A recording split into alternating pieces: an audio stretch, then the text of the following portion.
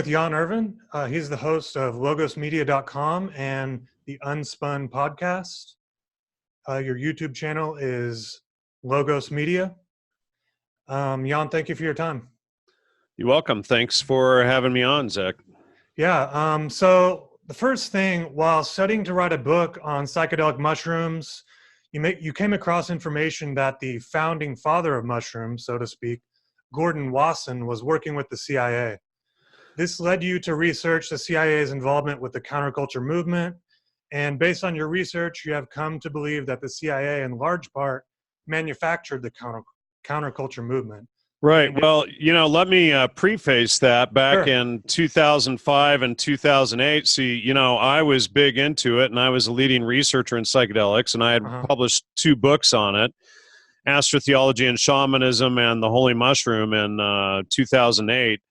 But it was in writing those 2 books I began to question a lot. And in 2009, 2010, I started seeing bits of evidence that were making me question the official narrative, as well as the 60 or 70 professors and researchers that I was working with at the time. And so I began checking all of the authors from the field of psychedelics, or entheogens, if you want to call them that. I call them suggestogens now. That's a word that I coined.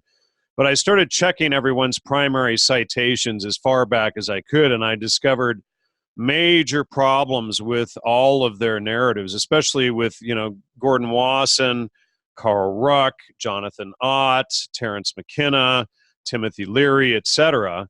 And I began finding citations that actually showed that they were, in fact, working for the CIA and helping to sell the MK Ultra agenda. What most people don't realize is that the counterculture itself, including the rock music and everything, the 60s psychedelic counterculture, that was the real MK Ultra program. This whole Manchurian Candidate thing that John D. Marks published, he was the assistant to the director for the Bureau of Intelligence and Research, and what he was putting out was a misdirection to cover up what the real operation was. And so in, 2011 or 2012, and people can find this on my website, logosmedia.com, the first article I published exposing all of this was R. Gordon Wasson, the Man, the Legend, the Myth, Beginning a New History of Magic Mushrooms, Ethnomycology, and the Psychedelic Revolution. And what happened when I published that was, you're thinking, when you're a legitimate researcher, you're thinking that, the field is only interested in the truth. They don't, they're not beholden to any agendas. They are only interested in the facts. So when I published that article, I'm thinking that, because in 2009, I had received a letter, signed by 10, 12 major psychedelic scholars that I was a leading researcher in the field of academic studies, and they wanted to store all of my life's work at Purdue University. So I'm thinking, when I publish this thing, I'm going to be rewarded. And, so I published the article on May 13, 2012, which was the anniversary of the launch of the Psychedelic Revolution and the MK Ultra project. Mm-hmm. And I think that was also the date that Gordon Wasson first published his book. And the whole field came down on my head, and they were using name-calling, ridicule, telling me I didn't come to them and ask for their peer reviews first, all of this kind of stuff. And so it became obvious that, I teach and study logic, and you realize when people are using ad hominem attacks and attacking everything but the citations themselves, then something's amiss. And, so they were all attacking me and using killing the messenger. And I had pulled citations from Yale, Harvard, Columbia, Stanford, Purdue, all over the place. And I had gone into the archives, Princeton, I had gone into the archives, pulled hundreds and hundreds of pages of primary documents and letters and behind the scenes conversations, etc. And so none of them were dealing with these facts that I was presenting. All of them, like a chorus, attacked me. And so that was a huge red flag. So I went from focusing just on Gordon Wasson, and I had found, I'd even done a FOIA request with the CIA and Wasson, and they sent me 6 or 8 letters between Wasson, the former director of Central Intelligence, Alan Dulles. They sent me private letters between the two. So I went from focusing on Wasson to stepping back and saying, wait a second, you're all in on this, and I was the only one that didn't get the memo. So that led to a lot broader research in the area, and in 2014, I published an article in Theogens, What's in a Name? The Untold History of Psychedelic Spirituality, Social Control, and the CIA. And that, in there, I was breaking down how the drugs were promoted to the youth, because originally the drugs were called schizophrenogens and psychotomimetics. And then the same group, there was 5 people, they went on to create the word psychedelic.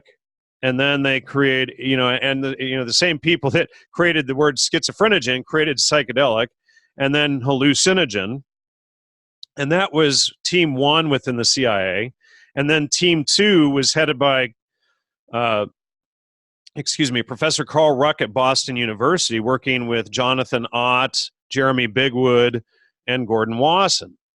And so they created the term entheogen. So I started going through and fact-checking all of their claims in the Entheogens What's in a Name article. And their research was complete garbage, just junk. And, of course, Carl Ruck, I sent him the article directly exposing him. Of course, he couldn't refute a single thing in it. And, no one has ever been able to refute any of the evidence I published. Then on May 13, again, on the anniversary of MKUltra again, I published Spies in Academic Clothing, The Untold History of MKUltra and the Counterculture, breaking down who was involved. I took all of the leading books that were, quote-unquote, exposing MKUltra, and I showed how each of them were involved in the cover-up. And so that included, which books did that include? That was like previously mentioned John D. Marks, and then there was Acid Dreams by Marty Lee, or Operation Mind Control by, what the heck was his name? Walter Boart, and, John G. Fuller, The Day of St. Anthony's Fire, Acid Dreams, A Terrible Mistake by Hank Albarelli. And I realized that all of these guys were involved in the misdirection and cover-up, and I published all of my findings in that 2015 article. I'm still working on other articles that I need to get on it and publish those as well. But not one person, and the last one, Spies in Academic Clothing, had it had 195 citations, the vast majority of which were primary citations. And I haven't had anyone be able to debunk it. They've created misdirection and slander and hit pieces on me and stuff like that, but they won't accurately address the research in any fashion. Now, what is their view on MKUltra, and how does yours differ from that? Well, their view of MKUltra was that it was, the official narrative is that MKUltra was just regulated to this Manchurian Candidate thing, sneaking somebody across enemy lines and be able to, program them with information and then bring them back without their own knowledge and deprogram them and have them repeat the information. That's their narrative. And then when, what differed with my narrative is I realized that McKenna, Leary, these guys were working with the CIA, Gordon Wasson, all, Carl Ruck, etc., and that they were promoting the, this false narrative rather than admit, and they were promoting the drugs to the youth rather than admitting that the whole of the psychedelic revolution and counterculture and all of the new age pseudo-shamanic spiritualism, that was all part of MKUltra. So let me read you this quote here by Timothy Leary. He's in an interview with Walter Board of Operation Mind Control. And by the way, Walter Bowart's wife, Peggy Millen Hitchcock, owned the Millbrook Mansion. And Walter Bort covers up that his own wife was involved in the whole MK Ultra thing, and provided, her family provided, his own in-laws provided Leary the Millbrook Mansion for all of their human experiments that went on there, that Ralph Metzner and all of these other frauds were at. But Leary says, I proceeded as an intelligence agent since 1962, understanding that the next war for control of this planet and beyond had to do with control of consciousness. Yes, he answered strongly, I was a witting agent of the CIA. So go ahead. So you would say that the traditional view of MK Ultra is more about control of the individual, whereas you're saying it was about control of the society. The collective consciousness is social engineering. Leary worked for the social relations department at Harvard University. You know, let me read you another quote. And you know, Dennis McKenna came out. He did a hit piece video against me for publishing this next one here. Let me find it. Just a second. But yeah, Dennis McKenna, I mean, like, he and his brother were both almost equally involved in the movement, so he would have no reason to lie, right? But so he was like, yeah, Jan Irvin needs to check his meds or something, like, you know, this kind of crap. Right. But so Terrence McKenna, and people have to realize that the Esalen Institute up in Big Sur, California, was founded by Gerald Heard and Aldous Huxley and ran by Dick Price and another guy, but it was founded by them for the CIA's MK Ultra project. They wanted to use the Esalen Institute to spread their garbage out through society. So this is, you know, Terrence McKenna was scholar in residence. He wasn't just somebody passing through like this fraud Dennis McKenna wants everybody to think. He was scholar in residence there. And he says, and certainly when I reached La Torrera in 1971, I had a price on my head by the FBI. I was running out of money. I was at the end of my rope, and then recruited me and said, you know, with a mouth like yours, there's a place for you in our organization. And I've worked in deep background positions about which the less said, the better. And then about 15 years ago, they shifted me into public relations, and I've been there to the present.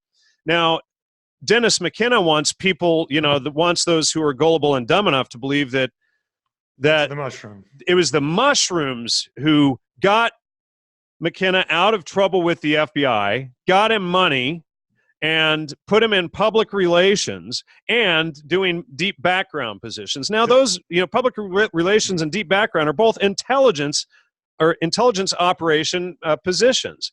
You know, so then it's like, you know, do mushrooms have organizations, deep background in public relations, propaganda, or does a spy agency? What would the mushrooms need with public relations or propaganda, a public relations or propaganda department? Or is that something a spy agency would have? Would mushrooms tell him the less said, the better, deep background positions about which the less said, the better? Or is that something an agency would do? Do mushrooms have positions, or does an agency? Are the mushrooms able to pay him because he's out of money, or is that something an agency could do? Remember, he was in trouble for smuggling. And then are the mushrooms able to get him out of trouble with Interpol and the FBI for drug smuggling, or is that something an agency like the CIA or FBI could do? And then, you know, and of course the CIA loves to recruit, you know, criminals that they catch. And do mushrooms answer the story of what happened to him after the arrest? Or is that something that his employment as an agent would do? Right. You know, so if you use a little common sense, you can see that, you know, him being recruited by the, you know, the CIA is, or you know, by the mushrooms is completely ridiculous. Right. So correct me if I'm wrong here. He was wanted by the FBI. He went to South America. He came back to the United States, and we don't really know what happened to that, him being wanted by the FBI. Exactly. And I've tried to file FOIA requests with the FBI. It came back that they couldn't release anything. They didn't have any, there's a certain term that they use for it now. I'm forgetting off the top of my head. I just switched pages here. But, you know, and then just to switch back really quickly here on Tim Leary. All right, room laughs. Our undercover agents in Los Angeles were very cool about, and they did more in a very laid back way, and it's every bit as public as some of the other, the buses running around the country. Wait, hold on a second. I just skipped a paragraph here. Let me read the previous paragraph. All right, so it's Leary and Leonard Cohen having a conversation, and they're all at Oscar Janiger's house, who is also CIA. Janiger was the pedophile Allen Ginsberg's uncle. So Leary says, right, and Ivan, of course, and then of course, there was part of the coolness of the cell, whatever you want to call it, but they kept, and this is Leary's language, it's verbatim, but they kept, and then Cohen says, would you mind not calling it a cell? Let's call it a cluster. And then Leary says, all right, our undercover agents in Los Angeles were very cool about, and yet they did more in a very laid back way. And it's every bit as public as some of the other, the buses running around the country painted in day glow. So he's admitting right there that King Kesey and the Merry Pranksters were also agents. Why would Leary use the word cell and admit in another conversation with Walter Boert that he was a CIA agent, and then talk about right here, our undercover agents in Los Angeles? Yeah. And so then we begin to see the entire agenda. And there's also some really good quotes that I've exposed from McKenna talking about it all being used as eugenics, and he wants to cull the male population, and it's to create a feminist movement, etc. Right. And I would like to talk about their motives a little bit. Is it possible, let's take the case of Terrence McKenna, is it possible that they came to him and said, hey, we'll take you off the wanted list, we'll do such and such for you if you just continue to promote what you're already doing? And then he said, hey, this is already what I'm doing anyway, I don't really have to change. Well, he was initially a drug smuggler. Okay. All right. And then they did send him up to Sri Lanka for a while, and he was doing deep background in 1971 there, right when the war breaks out there, and he pretends he's a butterfly researcher. But then they switched him into PR, which he admits that he got into public relations. And I think that's when he was really brought into promoting the drugs to the youth. And Timothy Leary calls that pediomorphosis. And in fact, let me see if I can find a quote on that. That would be in Theogen's What's in a Name article. Now, let me ask you, is it possible that Leary and McKenna and people of that ilk said, hey, these spooks don't really know what they're talking about. We're going to, like, they have different intentions. They thought, hey, this is going to help society. The CIA thinks it's going to dumb us down or whatever the case may be. No, I know what you're saying, and right. I'll address that in just a second, so don't forget that thought. Okay. So this is from a, let me see, where did he get that? Here, there's another quote up here. So pediomorphosis. So Tim Leary says, from Koestler, I learned about juvenilization, the theory that evolution occurs not in the adult final form, but in the species, but in the juveniles, the larvals, the adolescents, the pre-adults. The practical conclusion: if you want to bring about mutations in a species, work with the young. Arthur Koestler's teachings about pediomorphosis prepared me to understand the genetic implications of the 60s youth movement and its rejection of the old structure. And meanwhile, Tim Leary is the leading proponent of that. And people will say, oh, well, Leary got fired from Harvard, so therefore he couldn't have been a part of that. That was actually a PR move that the social relations department at Harvard did in order to give Leary street credibility. Sure.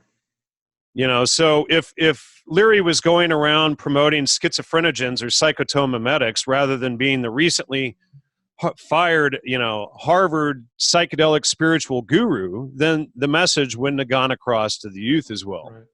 And I think what I was getting at with my earlier question is that I feel like if you look back on the CIA and the FBI or whatever it is, if you look back on them then, we would say now that they didn't really know what these things were, what the outcomes were going to be. They're promoting them thinking that it's going to dumb down society or debase us, but when in reality they just didn't know that it was going to lift us up. It didn't lift us up at all.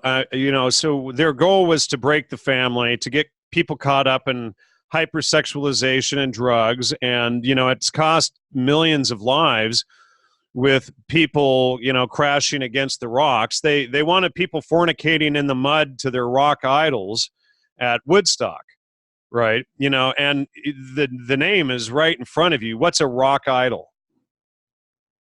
It's a rock is something that doesn't think, I guess. Well, no, if you read the Bible, a rock idol is something that you don't worship, right? So they get all the kids fornicating in the mud at Woodstock to their rock idols. Okay. You get the joke? Yeah. They put it in the kids' faces. Right.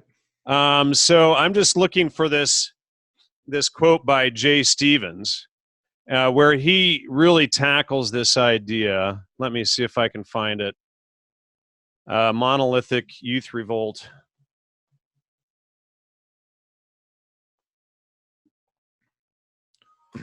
No, that's not the one that I was thinking. I would like to get into their motives.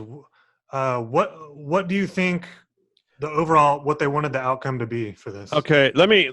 Well, and I just mentioned that, but let me read this, and this will answer it in and of itself. Okay. This is from Jay Stevens from his book Storming Heaven.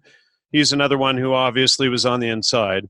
Our appetite for simplicity has caused us to compress the chaos of the 60s into one monolithic, quote, youth revolt. But there were two philosophies then among the revolutionaries,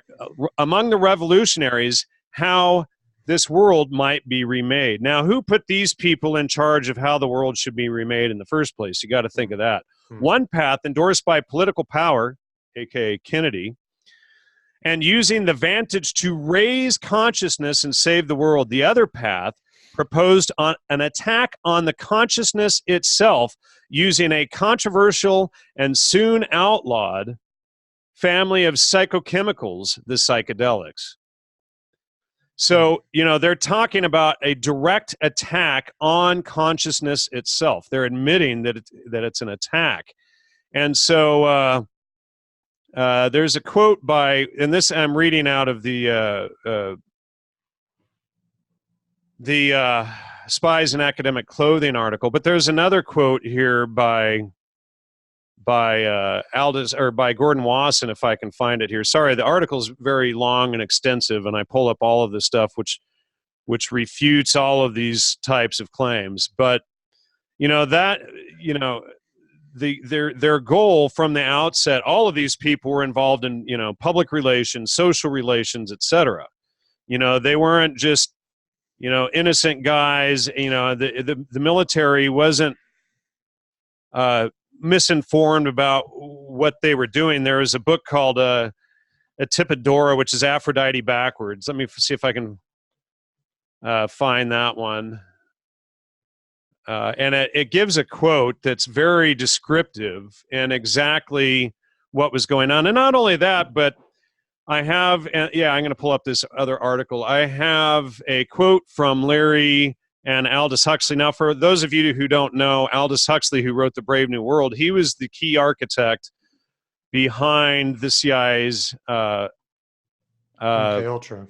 Ultra program. So let me read this quote by Leary and Aldous Huxley. And this is from the book Flashbacks. These are evolutionary matters. They cannot be rushed. Work privately, initiate artists, writers, poets, jazz musicians, elegant courtesans, painters, rich bohemians, and they'll initiate the intelligent rich. That's how everything of culture and beauty and philosophic freedom has been passed on. Your role is quite simple. Become a cheerleader for the evolution. That's what I did and my grandfather before me. And this is Aldous Huxley talking, and is referring to Thomas Henry Huxley, who was the propaganda manager for Darwin. So that'll give you another hint there too. These brain drugs, mass-produced in laboratories, will bring about vast changes in society. This will happen with or without you or me. All we can do is spread the word. The obstacle to this evolution, Timothy, is the Bible, Tim. I don't remember any discussion of brain change drugs in the Bible. Aldous. Timothy, have you forgotten the very first chapters of Genesis? Jehovah says to Adam and Eve, I have built you this wonderful resort eastward of Eden. You can do anything you want, except you are forbidden to eat the fruit of the tree of knowledge. Leary, the first controlled substances. Huxley, exactly. The Bible begins with food and drug prohibitions. Leary, so the fall and original sin were caused by the taking of illegal drugs.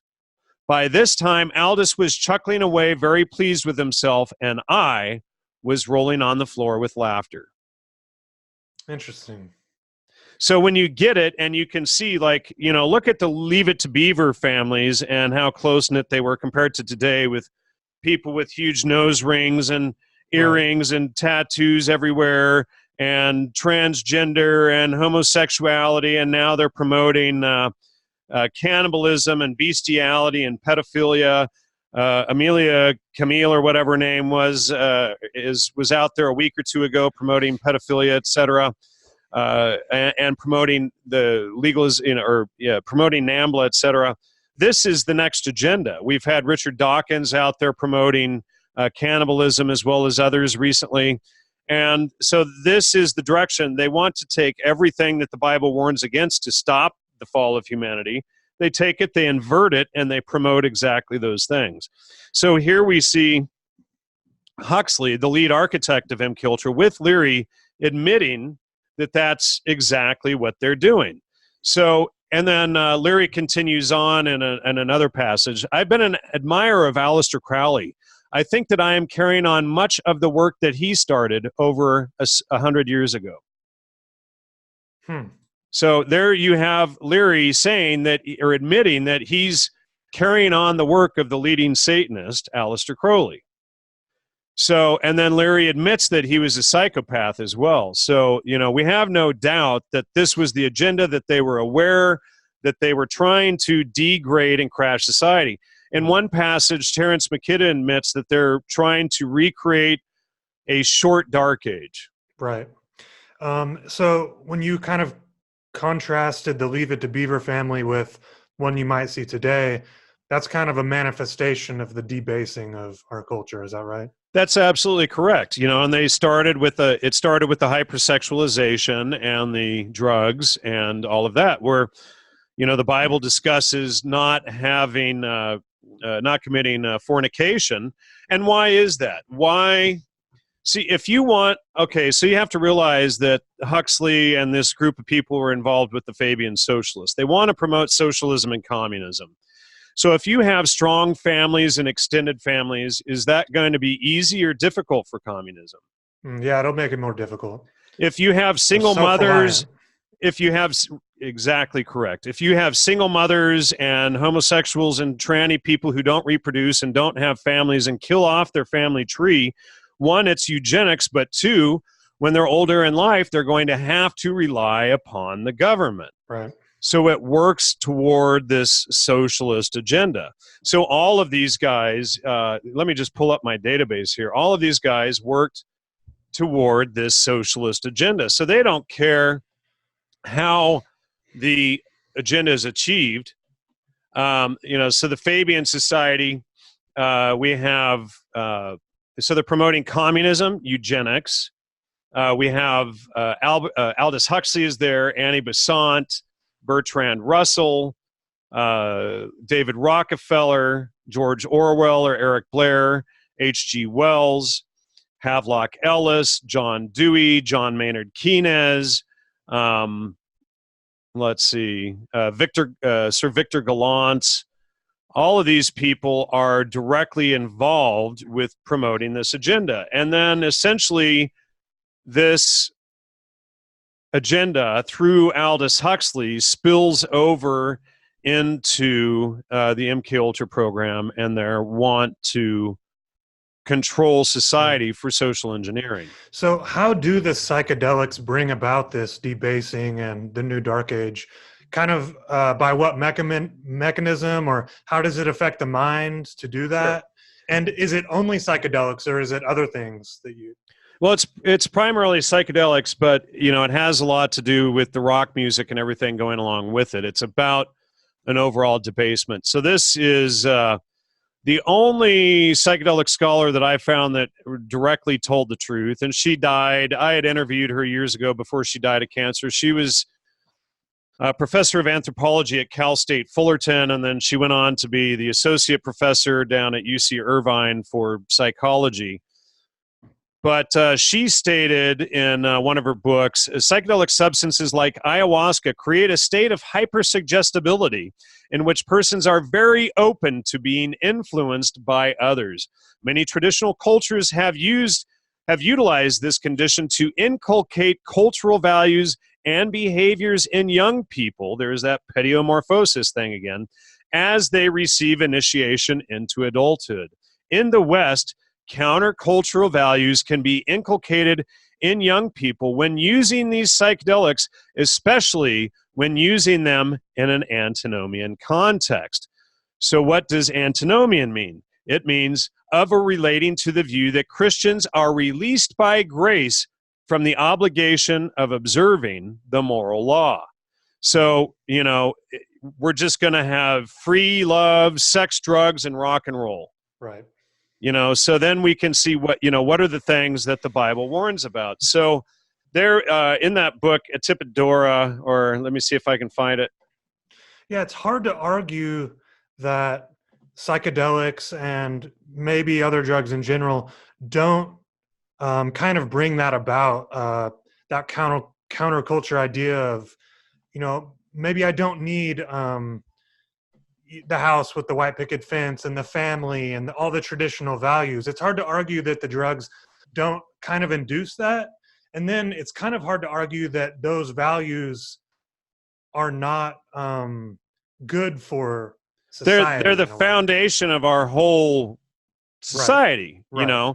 And so what the goal is to create a state of extended adolescence or arrested development. So what happens is these people, when they get caught up in this stuff, they'll be doing drugs and whatever and getting caught into this fake pseudo-spirituality, not realizing that truth itself is God. So then they, and they think, oh, well, all Western philosophy is wrong. Well, never mind that Christianity, for instance, is the idea that truth itself is God.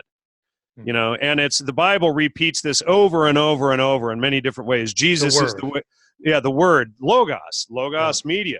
So Jesus is the way, the truth, the life. Titus 1:2, God cannot lie, etc. Satan is the father of all lies. That's why we put our hand on the Bible when we are in court. This is why the liberals want to get rid of that, because it's acknowledging that God is truth.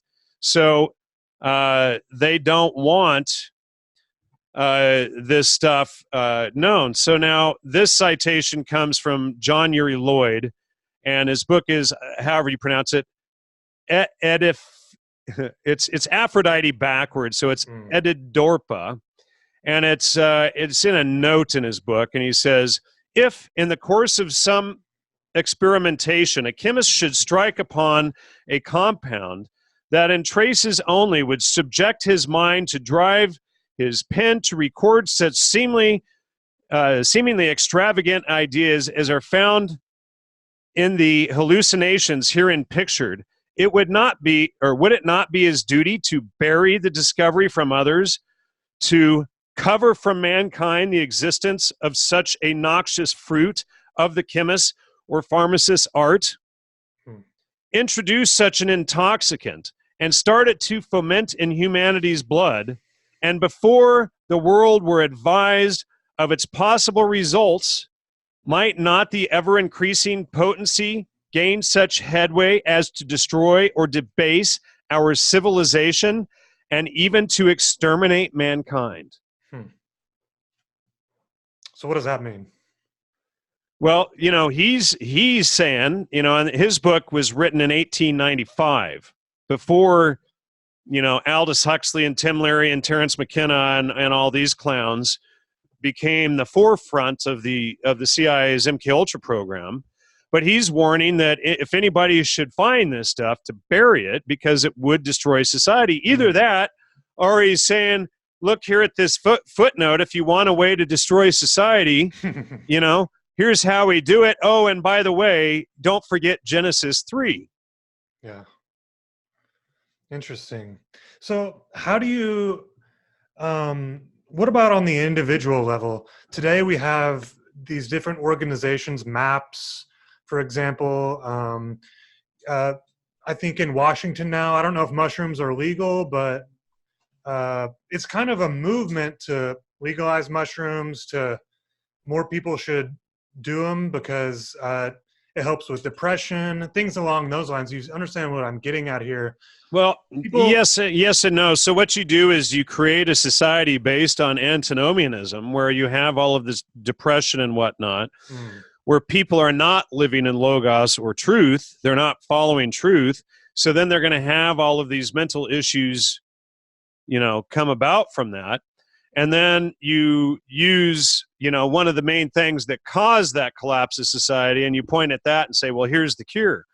But, MAPS, the Multidisciplinary Association for Psychedelic Studies, was founded by Rick Doblin, based off of a quote by, good grief, Robert, now I'm forgetting his name.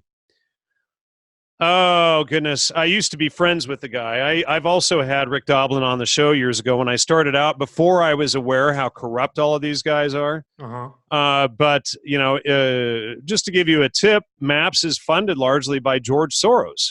Interesting, yeah. And, it's like, So are these guys, are they being paid by the CIA? Are they part of that, or I think they're absolutely carrying on. It's no doubt under some different name, but I think it's no doubt a continuation of the MKUltra program. Eventually, most of what was MKUltra with the psychedelic 60s and counterculture revolution, eventually it became self-perpetuating. Sure. So they didn't have to keep pushing it. But, when I began exposing all of this stuff, they immediately ramped up all of their push of it in the media. Joe Rogan, and Joe Rogan and I are former friends. I haven't been friends with him since the day I was on his show, and he interrupted it, when I was trying to expose all of this on a show. And of course, he became the poster boy for the whole movement. Sure. But he interrupted to tell dick jokes. When I was on his show, it was episode 119 or something back in 2011. And,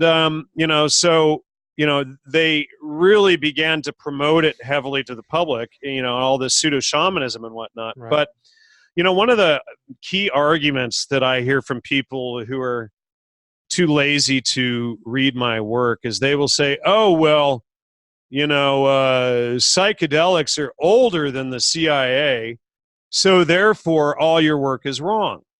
And that is actually the most common argument that I hear against my work. So in an article that I'm working on finishing up here, and I'll just read you this quote here. One of the most common arguments I hear against my research on MKUltra and psychedelics is that because the mushrooms or other various psychedelic plants come from the earth and are older than the CIA, they therefore couldn't possibly be used or misused by the CIA, and therefore they, the drugs, are the true origins of spirituality and religion. And, by the way, you're crazy. So that's the depth of the majority of the arguments against me and my work, and nearly all of my detractors use this same or similar argument, telling me how close-minded I am if I don't hear them out, as if I haven't heard the same argument like several thousand times. And will nearly always refuse to read any of my work on the subject for themselves. So to continue down. So, for instance, what did the Aztecs, let's go way back. The Aztecs are the oldest reference to psychedelic mushrooms we have. What are the reports of the Aztecs? So there's the truncated quotes provided by MK Ultra Subproject 58 CIA agent Gordon Wasson that he cut out of context. And then there are the true citations from guys like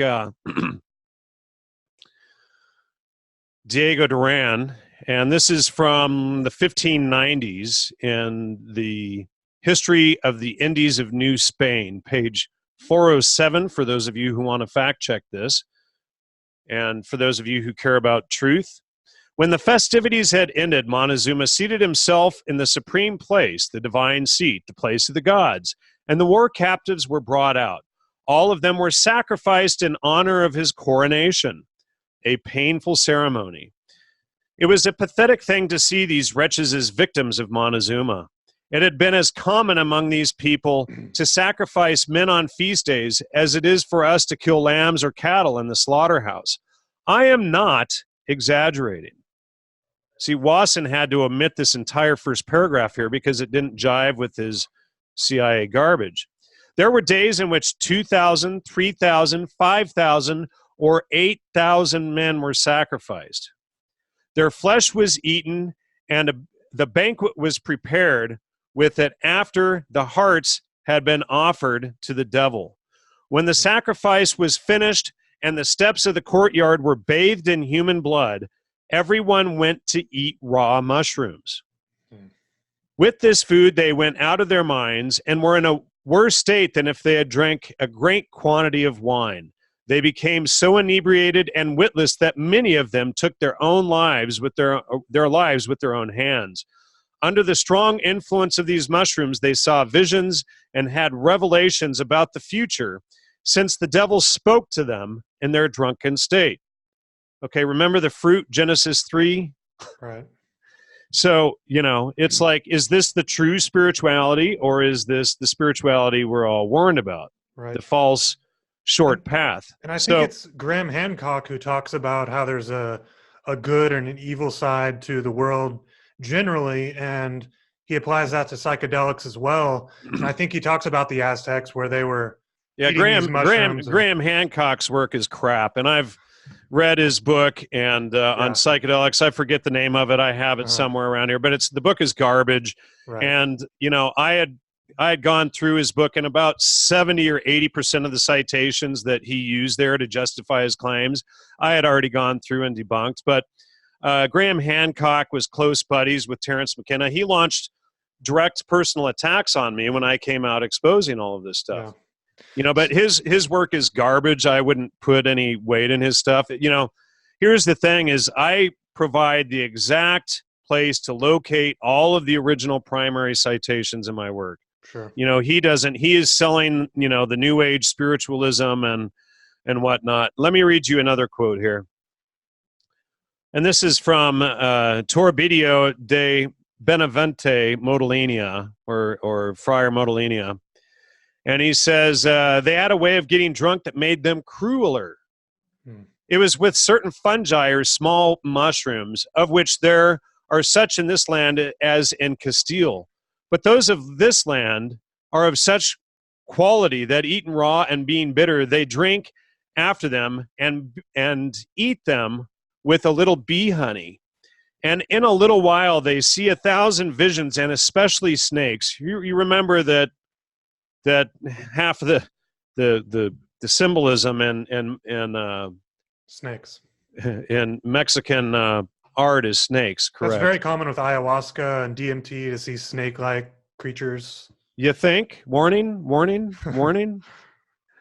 And I've seen snakes on ayahuasca too. That's another huge argument against me is, this guy must have never tried these things. Yes, I've actually tried all of them. Yeah. And I've written books on them. So, that argument doesn't work either. So what happens is when all of these killing the messenger attacks don't work, then the listener has to sit down and think and start checking the citations I'm providing, and then check if maybe they were the ones that were hyper-suggested. After all, the drugs are suggestogens, as we already discussed. I named them suggestogens in 2014, and that's a word that's beginning to take hold.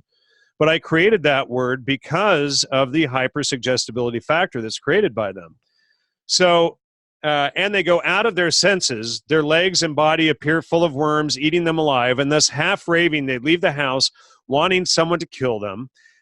And with this bestial drunkenness and thing they felt, trabor que sentien, it sometimes happened that they would hang themselves, and they were also crueler toward others. So that's both Friar Modellini and Diego Duran that both state that they were crueler.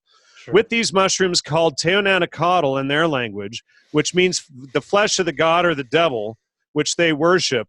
And in this way, this bitter delicacy, they communed with their cruel god.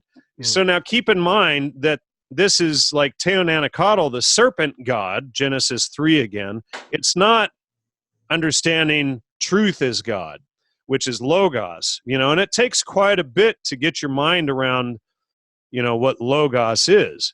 So I'm going to read a couple of these other quotes here, and I'm going to read some from the Florentine Codex, which is, now those were people reporting about the Aztecs. So what did the Aztecs themselves had to say? And for those who, want to get upset, oh my God, he said Aztecs, we're going to have a liberal freak out. Okay, let's call them the Mexica just for you guys. So the Mexica, or Aztecs, or as they're popularly known, that was Montezuma's tribe. They were a massive empire. It's an insult for a lot of quote unquote Mexicans today to be called Mexicans, because when Cortez came, most of these tribes joined up with Cortez to overthrow Montezuma because he was such a madman and a tyrant, and they were, running slavery and doing human sacrifices and all this stuff. When the Christians showed up, they were more than welcome to help out. So the Florentine Codex talks about this and how numerous of the tribes were just absolutely fed up with the Mexica or Mexicans, and couldn't wait to get them overthrown. And so, Jesus's sacrifice is, drink this cup in remembrance of me. You don't drink blood anymore. You don't do the vampirism and the werewolfism or cannibalism anymore. You're going to drink the cup in remembrance of me and follow truth as God. So Jesus ends all of this stuff. So most of these tribes were more than happy to get away from this satanic, death cult cannibalism crap that had been going on under the Mexica Empire. And so the lewd youth, this is from the Florentine Codex, Book 10, The People, page 37. The lewd youth is a madman. He goes about drinking crude wine, a drunkard, foolish, dejected, drunk, a sot. Excuse me. He goes about eating mushrooms. He goes about demented. He is restless, dissolute, shameless, presumptuous, lewd, tattling, wicked, a vile brute, brazen. He is impudent. He consumes his inner substance. He is vain, proud, debauched, a pleasure seeker, a libertine, revolting, filthy, vicious, a keeper of mistresses, a talker. He lives in concubinage. He is given to pleasure. Does that remind you of anybody? Sure. Who? Well, it just reminds me of kind of like we were talking about earlier, the whole counterculture, fornicating in the mud, like you mentioned. Name any hippie or any burner, right? Sure. Name any one of them. This is what they're given to. Here's another. Okay, so these are all from Book 10, The People. So this is what the Aztecs have to say themselves. Now, I've even had people write me, well, you're just promoting hate speech. It's like, no, this is what the Aztecs have to say themselves. These are the oldest citations regarding magic mushrooms in existence. So can your hate speech lies and listen, stop lying to yourselves and, oh, this guy is so evil. He's attacking my beautiful drug cult religion.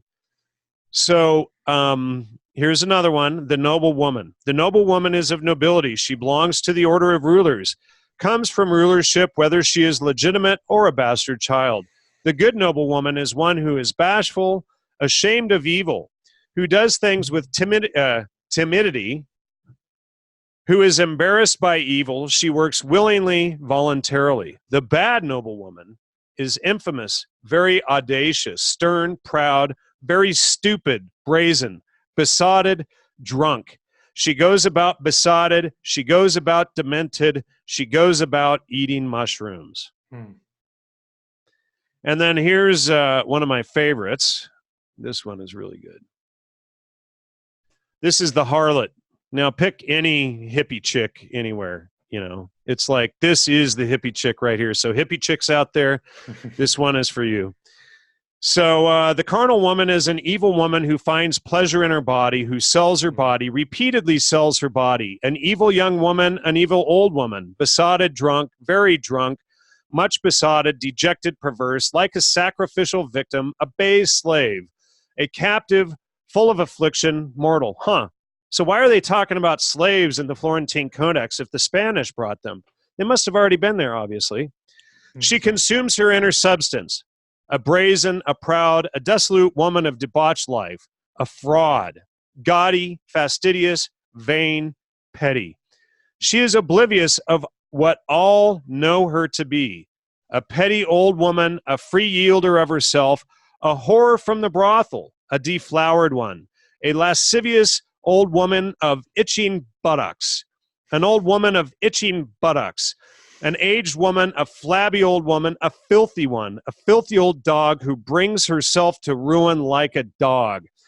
She parades. She moves lasciviously. She is pompous.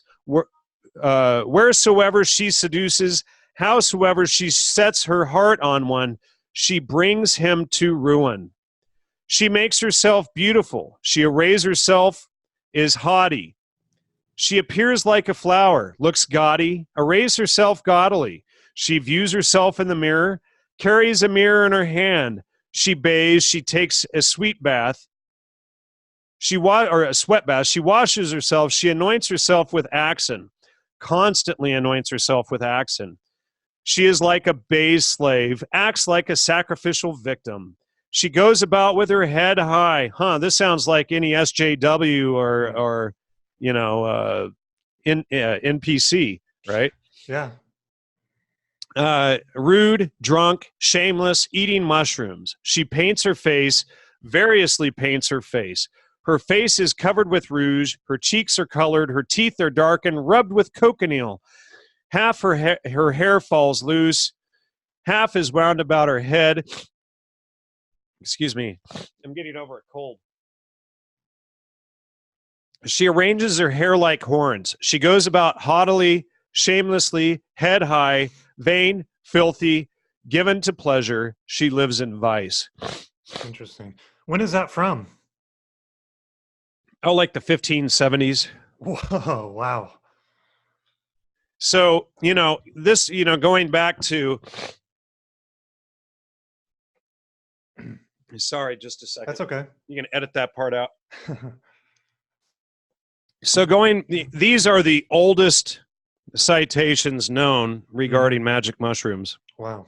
So going back to if Timothy Leary, Terrence McKenna, Gordon Wasson, all the rest of these CIA clowns, going back to the idea if they knew this stuff, well, you know, Gordon Wasson published all this. He had to have gone all through this. And in every book that I fact-checked throughout the entire field of ethnomycology, now that bookshelf over there behind me, I don't know if you can see that, but that one there, that is all psychedelic books. That's about 20, 22, 24 shelf feet of space just on psychedelic drugs. All of that in the whole thing, not one of them accurately presents these citations. Not a single one. They all try to spin them to say that that they were promoting psychedelics. And then the one that Gordon Wasson cites, the Diego Duran one I cited first, he omits the entire first paragraph and then uses a circumstantial ad hominem attack that because Diego Duran was white, he couldn't have seen what he saw, so therefore it's all wrong. That was Wasson's whole argument. Never mind, Wasson was white too, right? So, it's like he had to create a lot of, fallacious rhetoric in order to attack Diego Duran. And he said, if it wasn't written in Diego Duran's own hand, we would have to suggest that this was an interpolation. So what he's trying to say is, well, darn it, we know it's written by his own pen, so we can't say that somebody inserted it there. Why would someone go into a 500-year-old document and just insert something negative about just the mushrooms? Mm-hmm. It makes no sense. They were being paid by the King of Spain to report this stuff accurately. Interesting. So there is no reason for them to, go in and misconstrue the evidence. And then not only that, but, you have the Florentine Codex, which is the Mexica, or as a text to be politically incorrect on purpose. You have them stating these things themselves. And of course, then the liberals will spin that as hate speech. Right. So you mentioned that you've written books on these things. You've used them all yourself. How do you contrast, now that you know all this stuff, how do you contrast your own experience with these substances to what you know today? Hypersuggestion. Okay. Before I did enough research, I was caught up into it, and I thought that they were the most spiritual thing. The first person that woke me up was when I first started my show 11 years ago. I had Professor Neil Whitehead on the show, and he wrote a book, 2 books on dark shamanism. One's just called Dark Shamans, and the other one's called The Kanema.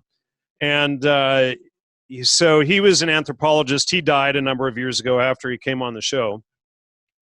But he had been the victim of dark shaman attacks.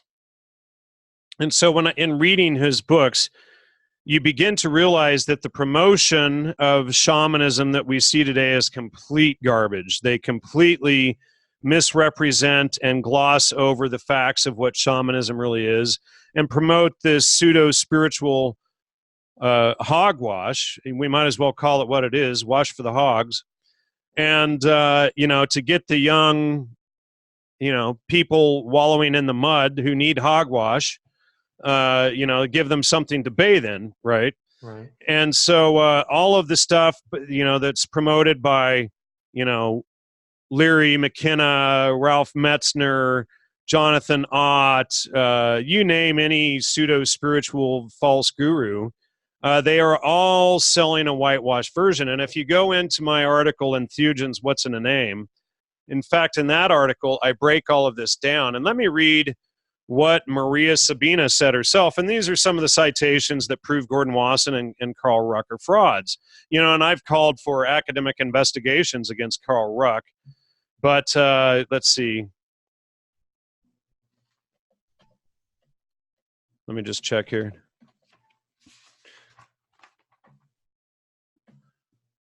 I just got it. Nope, past it. So here, just let me back up a second. So I'm just going to try to find these citations from Maria Sabina herself. Now, for those of you who don't know, Maria Sabina is the one. What Wasson did was he went down to Mexico and he was collecting information on magic mushrooms and tribes for the CIA. And he had interviewed about 12 shamans. And he was the vice president for public relations, or PR, for JP Morgan Bank. And he was in charge of MKUltra Subproject 58. So what he did was he went around to these different various tribes and he hobbled together a mishmash of different cultural things. It's, what he did was complete anthropologic fraud. And so he would go around and cobble all of this stuff together from these different tribes. And then he needed someone that he could put it all on who would be the new saint of the CIA's psychedelic pseudo-shamanic revolution. And so he found a woman named Maria Sabina. Of course, Maria means Mary, right? So he took Mary Sabina and he promoted her, and she was unaware of all of this crap going on because she was off in a mud hut and, was illiterate, So it took her years to figure out all of this stuff out. And when she did figure it out, she actually came out against Wasson. And it's in a book called Maria Sabina, Her Life and Chance. But she says, after those first visits of Wasson, many foreign people came to ask me to do vigils for them. I asked them if they were sick, but they said no. They had only come to know God. They brought innumerable objects with which they took what they called photographs and recorded my voice.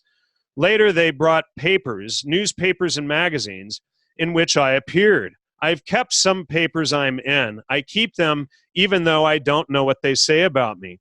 It's true that Wasson and his friends were the first foreigners who came to our town in search of the saint children, and that they didn't take them because they suffered from any illness. Their reason was they came to find God.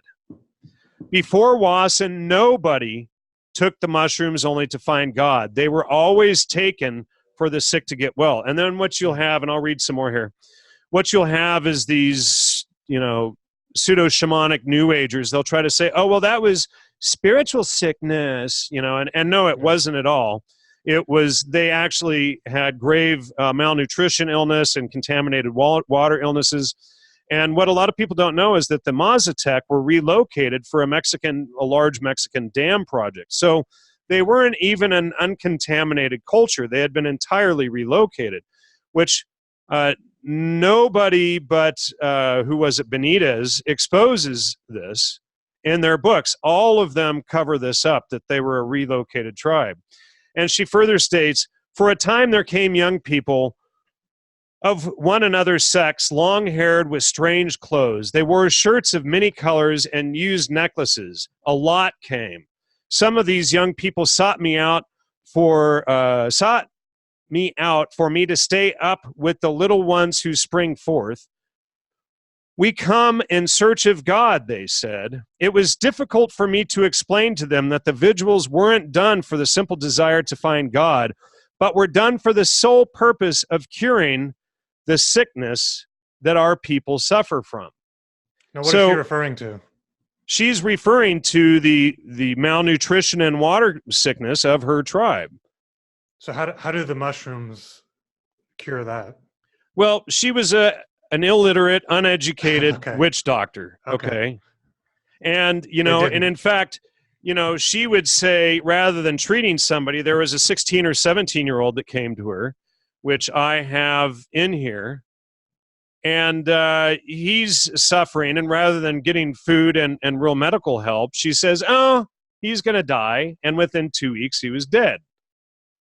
So let me see if I can find that citation here. So your contention would be that they weren't using them for spiritual purposes. They thought that it healed sick people. Correct. And in fact, when you go through, there are only 5 uses that the mushrooms were used for. Okay.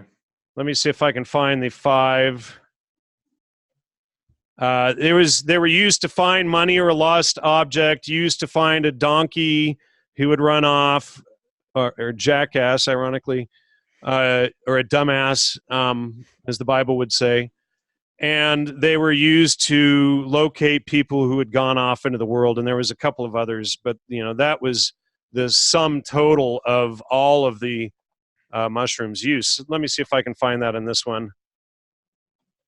So while you're looking for that, do you think when Huxley and the CIA and all these people, they kind of discovered the psychedelics, do you think that they understood right away the inherent nature of these substances? That I think that's what the CIA was originally brought together for, was to do this and to find the best way to socially engineer the society as a whole, to destroy the family, to promote communism, etc. I really believe that is what the CIA was originally founded for. Were there any peoples before them that were promoting positive experiences with these substances? No. In fact, let me read you a quote here, going back to this other article.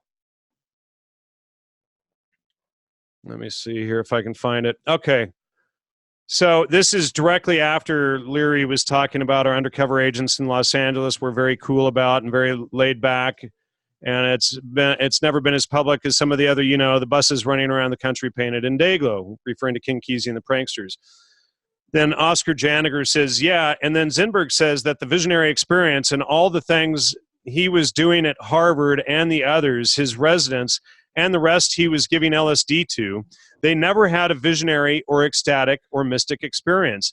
That the whole thing was a California invention, he said. Leary, wonderful, they're right. And he claps his hands. And this is from an actual video of this whole conversation. And then Oscar Janiger says, the only time it happened was when you crossed the Colorado River. So, you know, they literally PR'd the whole thing because the drugs are suggestogens. And we go back and we see Marlene Dobkin de Rios talking about the same thing. Now, I do have a quote from Sidney Cohen also stating something very similar here. He says, and Sidney Cohen was the psychiatrist for the CIA working directly with Aldous Huxley. Anytime you hear the last name Huxley, you know you're standing in a big pile of crap. You know, so any time if you start researching something and any member of the Huxley family comes up anywhere, you know it's a hot, stinky pile of you know what, you know. So Sidney Cohen says, I might add something to what you've just said, Senator. I think another thing that has to be pointed out to these young people is that the LSD state is a completely uncritical one, a hyper-suggestible one, and that what happens there can overwhelm some people and yet be quite illusory.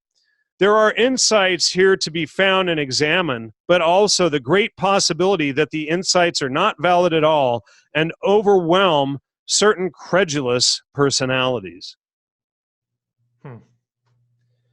So, you know, this is from their own leading guys. And in fact, you know, Laura Huxley, standing in crap, pretends that, you know, well, she and Sidney Cohen got together and then she creates a whole story to promote psychedelic drugs at the end of life. And then she gives, the official story by her is that she gives Aldous Huxley a massive dose of LSD and other drugs to kill him off.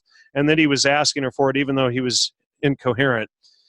But, you know, she promotes the idea that, you know, that they were, you know, to be used for end of life purposes as well. And that she had contacted Sidney Cohen to get the recommendation of, you know, illegal substances that she should overdose Aldous Huxley with, which, by the way, was on the same day that Kennedy was assassinated. Now, Aldous Huxley and Kennedy were arch nemesis. And Huxley went to Harvard and recruited Timothy Leary for MKUltra the same day that Kennedy was elected. Interesting. So, what do you say to someone who takes mushrooms, for example, and say that it helped them in whatever way? And more generally, what do you feel like the solution is on a society-wide for what's going on today? Well, for the person who's taking them and thinks that they've helped them or whatever, you know, you need to get back to truth and back to, you know, so many people who've never read the Bible and are totally ignorant about its contents think that they're more educated about what the Bible actually says. They think that it's all about this guy floating in space and whatnot, when it's about truth or logos, and it's the foundation of all freedom. And when they read it, it's basically your owner's manual and how to get your life together and how to avoid all the traps of the fallen society and all of the things that, you know, the Satanists promote. And so, you know, one, get yourself back in alignment with truth. Fact check the things that I've been saying here and know for yourself that read the articles on my website, know that I'm telling you the truth, and wake up. You know, people will probably fight it. For years, I've had people name call at me and tell me all kinds of nasty things. And then generally about 6 months later, they write me and apologize and say, oh my God, I see it all now. You know, and so there's about a 6-month process where they're fighting the cognitive dissonance. And it takes them a while to wake up and let go from the the mind control. But they are mind controlled, and it's okay. I was mind controlled. You were probably mind controlled. Most people in their lifetime have been mind controlled at some point in one way or another, and to one degree or another.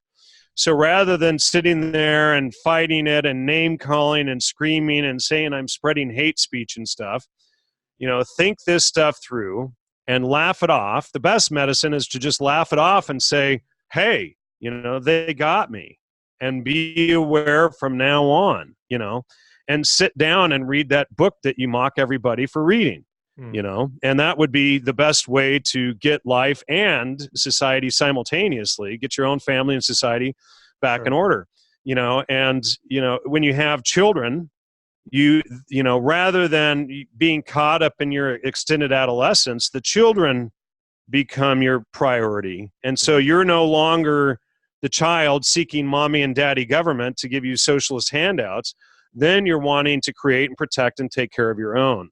Sure. And family is the foundation of our culture. So you have to get back to rebuilding family, extended family, and understanding what things are about. So that goes back to that quote that I read earlier between Aldous Huxley and Timothy Leary about the Bible being the largest obstacle for their game plan. And here's a little song. I used to play it as the introduction for my show for years. And this is a little ditty that Aldous Huxley wrote. And this just goes to solidify how it's about the destruction of the family. No more mammy, no more pappy. Ain't we lucky? Ain't we happy? Everybody's oh so happy. Everybody's happy now. Sex galore, but no more marriages. No more pushing baby carriages. No one has to change a nappy. Ain't we lucky? Ain't we happy? Everybody's happy now. Dope for tea and dope for dinner. Fun all night and love and laughter. No remorse, no morning after. Where's the sin and who's the sinner? Everybody's happy now.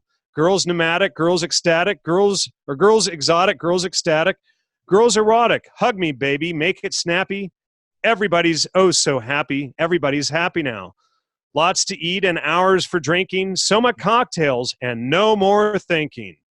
No more thinking. No more thinking. Wow. Everybody's happy now. Wow, that sounds, except for the end, it sounds, very tongue-in-cheek, like he knows what he's promoting. Exactly what he's promoting. He's promoting the destruction of society. So, yeah. So back when you were writing these books about psychedelics and stuff, I'm assuming that you weren't really reading the Bible and you hadn't come to the conclusions. I would spot read it, but I hadn't sat down to really read it and take it in. Like, read the New Testament like a book. How do you read most books? Do you jump around and read one line here and one line there and then claim you read it? Yeah. Or do you sit down and go from Matthew all the way through Revelation? And so when I did that, it was like, oh my God, I get it now. So was there someone that brought you to that, or did you just decide to read it and kind of realized what was in it? So in 2010 or 11 or so, I had realized that God was truth, and I was, still antagonistic toward the idea of Christ. And, so I was on the path of figuring it out. And then, you get into conversations, and I'm one of these people that always says, well, you have to read something to know what it says before you can claim you know what it's about. So getting in a conversation with somebody, I was like, well, shoot, I'm going to have to sit down and read it. And then when I read it, I'm going to be like, I was like, oh, this is going to be easy. This isn't going to change me. I'll read this and I'll be able to debunk it and continue on. And then, it's like halfway through Acts, you're going, oh my God, this is a lot more difficult than I thought it would be. And, so that was, and then you get into Ephesians and Corinthians and the books of John and all of that. And, John is my favorite biblical author, and these guys were mind blowing. But if you don't grasp that it's about truth or logos, it won't make sense. Right. And by the way, logos is where we get the word logic from. Sure. So, logic is the art of non-contradictory identification. There are no contradictions in nature. A contradiction is always the sign of a lie or an error. So then we go back to Titus 1:2. God cannot lie. There are no contradictions in nature. So all of this quantum physics crap and all this stuff, this is to make you think that, nature can lie to you and you can't know truth, which is a lie. So you look at it less as a divine man in the clouds telling you how to live and more about a quest for truth and how to understand reality. Yeah, well, what Jesus, yeah, exactly. It teaches you all about natural law, and Jesus sets up the finest example for alpha males of how to live and act in society. We're supposed to attempt to emulate Jesus. Here's this example of how you should behave. Now, can you do it? And of course, we all fail at that, but we have this example that we can go by, how to treat women, how to treat family. And of course, the liberals want you to think that, the Bible is all about beating women. And of course, they confuse the Old and New Testament constantly. But, Jesus says you have to treat your wife as she was your own body. So you wouldn't beat or mistreat yourself. Why would you mistreat your wife? Right. So, when you go from that angle, then it all starts to make sense. But you have to grasp first that it's all about living in truth. And your cat's wanting attention. We should wrap it up here pretty soon. But, the Bible, just the New Testament alone, gives us about 240 some different examples of how truth is God. And it's kind of like, get it yet? Get it yet? Get it yet? Let me reword it this way. Do you get it yet? Do you get it yet? Yet? So by the time you're done with it, they're hoping that you finally get it. Yeah. Now, and this is a perfect segue. I don't know if we have enough time. I wanted to talk to you either about the trivium and quadrivium or what you've been looking into more recently, which is Islam and Judaism. For triviumeducation.com, it's learning how to think critically and learning how to spot fallacies and, how to gather information, how to verify it, and how to explain it to others. It's who, what, where, when, why, and how in that order. It's a lot to go into at this point. You really need a whole show just for that. But And I'm sorry, but that hasn't changed for you. Is that correct? And in fact, when you get it, you realize that the trivium is actually the Holy Trinity. And then the Satanists take it and invert it and use it for manipulating others. Sure. But no, that hasn't changed for me. But since January with Lloyd DeYoung and Todd, we've done about 19 shows exposing Islam and what it really is. Just for those of you who don't know, and you can verify this in the Oxford English Dictionary, Baphomet is another name for Muhammad. But, 51% of the Quran alone is about murdering and subjugating non-believers. And it is a religion of murder and, psychopathy.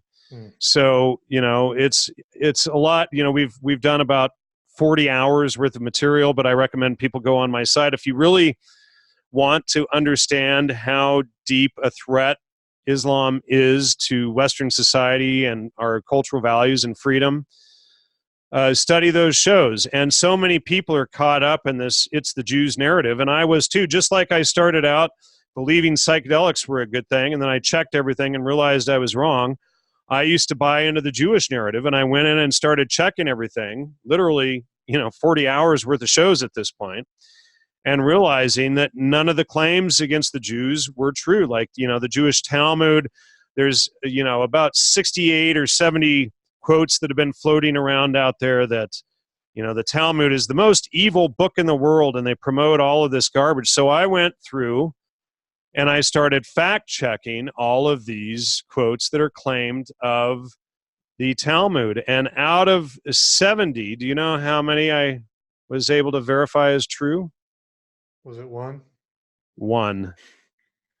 So, so there's all of this garbage out there that's promoted about the Talmud, but these were lies that were spread by the neo-Nazis and the KKK.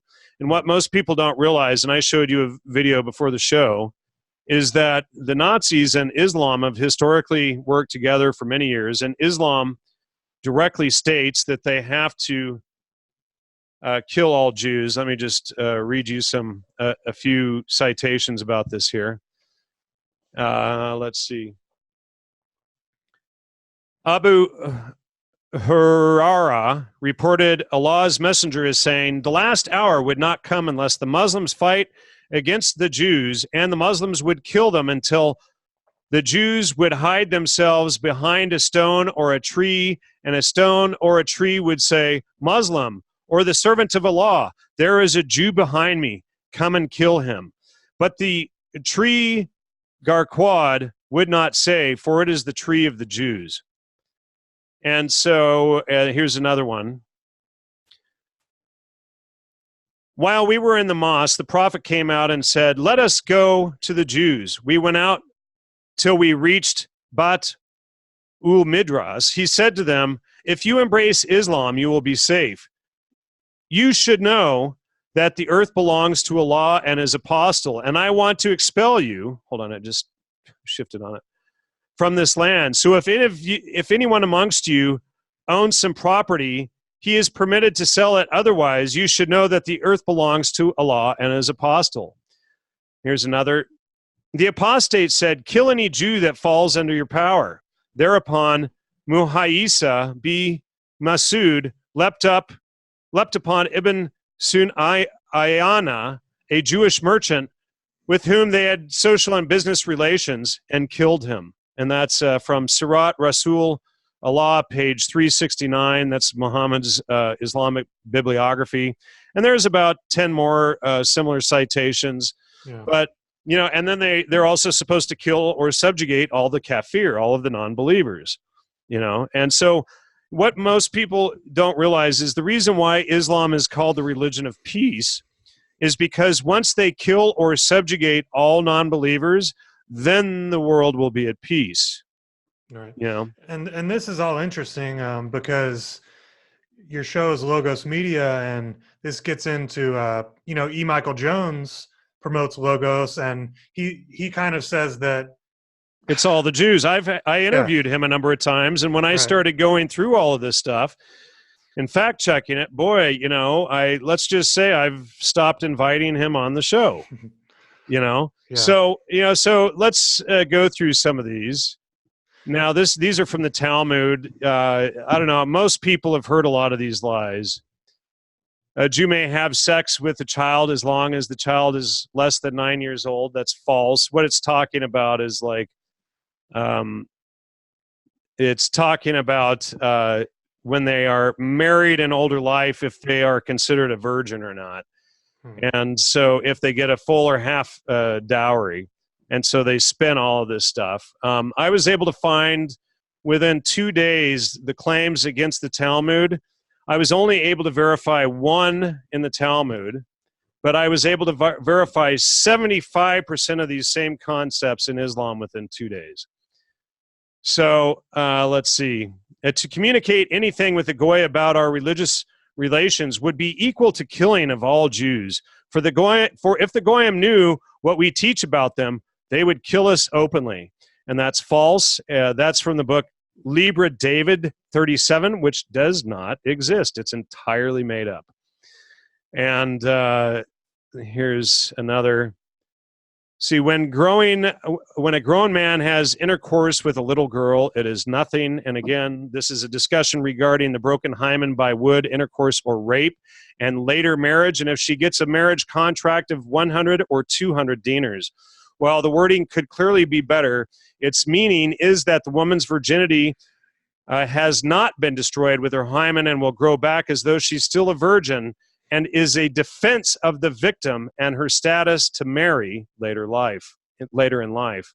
And I have all of the original citations in this paper, and I'll get that done soon. There's always too much to work on. And then here's another one. Hillcloth Akum Z1 or X1. Do not save a Goyim or Gentile in danger of death. That's false. The book Hillcloth does not exist in the Talmud and is fabricated. The quote is also entirely fabricated. And you start going through and you realize, like Owen Benjamin and these clowns that, they came out promoting all this stuff.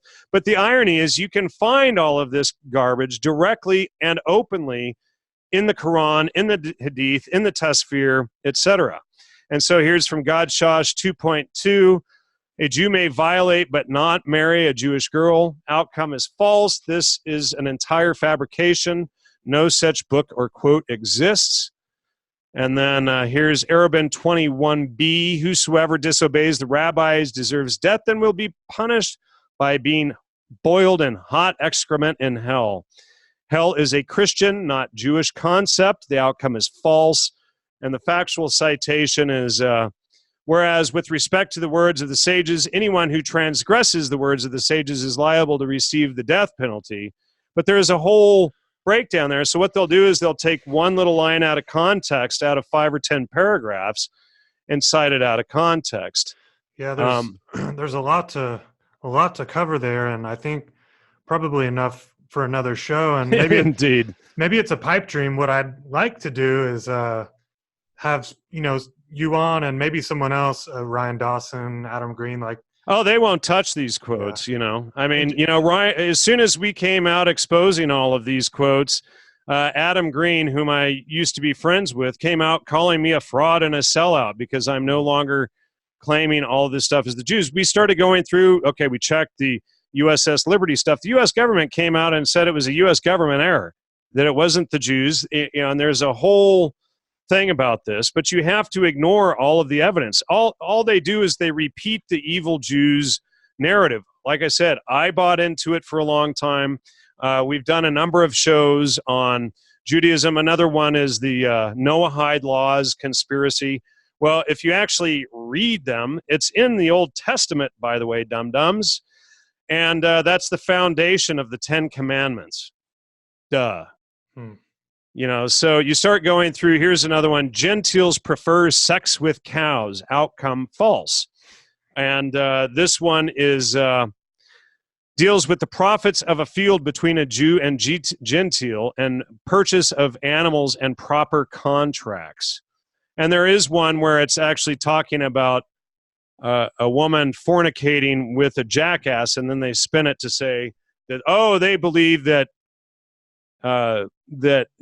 all non-Jews are animals or jackasses. That's not what it's saying. It's referring to a specific woman who is having sex with a jackass, Yeah. Like bestiality. So the whole chapter was about bestiality. If a goy kills a Jew, he is responsible. But if a Jew kills a goy, he is not responsible. Totally 100% false. That one was super easy to debunk. And Tosefta means supplement or addition. This is not part of the Talmud and is more related to the Mishnah. Abada Zara 5b is improper numbering. It should be, or B5 is improper numbering. It should be 5b. No such quote exists in this section, and it deals with animal sacrifice. Interesting. So, I hear so many people regurgitate that dumb stuff, and then you realize it's all fake, Literally, the KKK, the neo-Nazis, and Islam spread all that stuff around. Interesting. Yeah, there's a lot to dig into there, and I'm more comfortable with kind of more recent political Zionism claims along those lines than I am of well, sure, but so what it is they start with the presumption that all Jews are evil, and then any political alliance between the U.S. and Israel must be bad. What I'm more worried about is that the political alliances, with Saudi Arabia and such. But then they'll say, Sure. oh, well, what about Islamic control of the Fed? Well, they're like number 36. And never mind. And what about Israeli control of American universities? They're way down the list on that. Whereas Saudi Arabia, Qatar, et cetera, are at the top of the list on funding billions of dollars into American universities to promote their PR campaigns. And we've done specific shows exposing this and providing the citations on screen for anyone who wants to fact check that. Okay. Is that a good place to wrap it? Yeah, I think that's a good place to wrap it up. Jan Irvin, thank you so much for your time. Very informative. We covered a lot of ground. Go ahead and give your website and where people can find all your stuff. Yeah, it's logosmedia.com, Logos media.com. And of course, we do run on listener support, so please support. We can't do it without you. And so next month will be the 11th year of the show. You can look up the Unspun shows or just look up Logos Media on YouTube as well. Again, logosmedia.com. And thank you so much, Zach, for having me on. Yeah, I appreciate it. And I'll hopefully talk to you soon. All right. Thank you so much. Take care and have a great night. Bye.